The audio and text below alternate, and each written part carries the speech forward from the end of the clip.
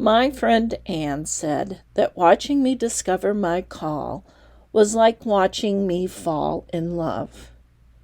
After 10 years, I'm still in love. When I was an inquirer, I wanted to hear every sister's life story. Mine isn't particularly special, at least not to anyone but me. But if it helps you on your own vocation journey, I'm willing to share it now. My parents said I was born on a beautiful April day. I arrived earlier than expected. My parents were living with my grandparents at the time, as my father was finishing his college degree.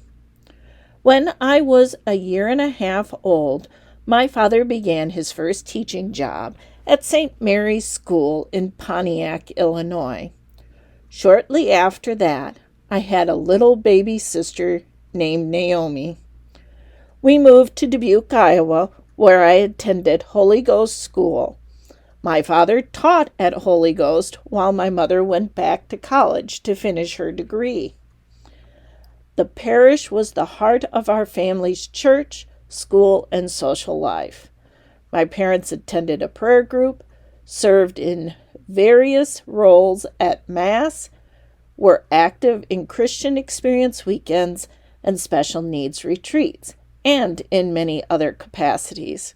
My mom served as RCIA and CCD director, and my dad began studying to become a deacon. The Catholic sisters who ministered at Holy Ghost became close friends of our family. They came over for meals at our house, and we kids helped them whenever they needed an extra hand for stuffing flyers and bulletins or decorating the church. When I was in 8th grade, we adopted my youngest sister, Mackenzie, a special needs child who was considered hard to place. Mackenzie brought and still brings great joy to our family. After graduating high school, I began my first year of college at a small Catholic college in Dubuque.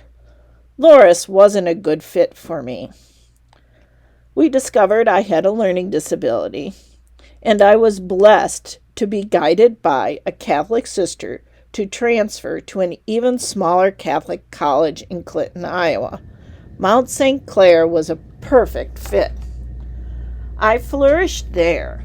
I found my place in campus ministry and enjoyed a great community to live, learn, play, and pray with. After graduating with my associate's degree in early childhood education, I was able to continue on at the University of Dubuque, where I earned my bachelor's. By now, Mackenzie was experiencing serious health problems. Family money was tight, meaning that I would have to start help in supporting myself. I took a job with the Dubuque Franciscan Sisters, assisting the elderly with tasks of daily living. This was the first time I can remember somebody asking me if I had thought about becoming a sister. I was taking care of a sister who had broken her leg.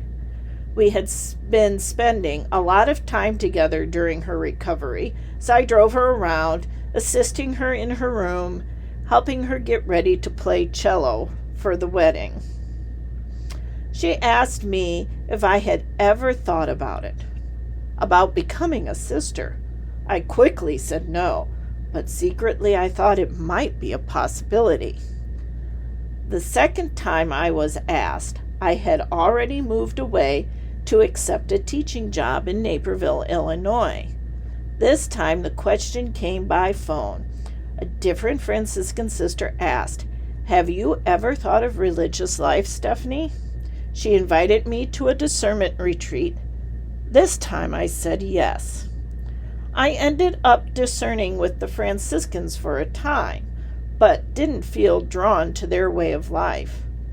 I had begun teaching kindergarten in Cedar Rapids, Iowa, and was very happy. I had a great job, great apartment, great friends, and a great church. I loved the warm, welcoming coffee shop down the road. My family was only an hour and a half away. Everything was perfect until I began to get that nudge again. This time it happened in Des Moines, Iowa. Dad and Mackenzie and I had been there for Mackenzie's Special Olympics event. We went to Mass at the cathedral and saw a group of sisters there. The pastor introduced them to the congregation, saying that their main ministry was Catholic education. I thought that would be the end of it, but Dad brought them up later at brunch. He asked what I thought about them. I said I liked their focus on Catholic education. The next day, he emailed me their website address. I contacted them and visited their convent in Lincoln, Nebraska twice. I was drawn to their vibrant community life, their ministry, and their communal prayer life, but their limitations on visiting with family and friends would not have worked for me. This time, I kept looking. As I was helping my school plan its annual retreat, which was going to be focused on vocations, I came across a website called the Vision Vocation Match. I took the quiz and discovered I was strongly matched with Benedictine sisters.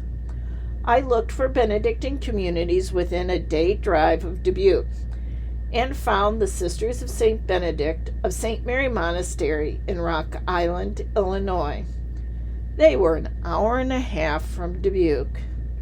I emailed the vocation director. She invited me to the monastery for evening prayer and supper. I had never felt so at home or at peace. Over the following year, I attended 3 come and see weekends. I brought Mackenzie and my friend Ann to get their feelings about it. That's when Ann said it was like watching me fall in love. I began the application process in the fall of 2006 and entered the community a year later.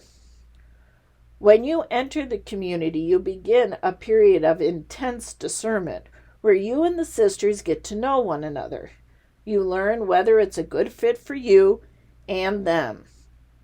As a postulant, my first year, I worked part-time as a preschool teacher while learning about the Rule of Benedict, the Psalms, and the community. I began to get to know the sisters and the living tradition of the community. The next 2 years were spent in what's called the novitiate.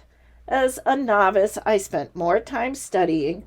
I also took a class online with many other Benedictine novices from around the country. Some of us are still good friends and meet for coffee or at conferences when we can. First profession happens when you and your sisters agree you're ready to take the next step. I was ready on July 9th of 2010. The following 3 years comprise the final period of your formation, and on July 11th, 2013, I made final profession. It was the happiest day of my life. I'm still in love. My community is now my family. They are my birth family's extended family. Mackenzie loves to come visit, and she often does. As you can see from my story, hearing and responding does not necessarily mean joining. It's a step on the way to becoming who you are made to be. As St. Catherine of Siena said, "Be who God meant you to be, and you will set the world on fire."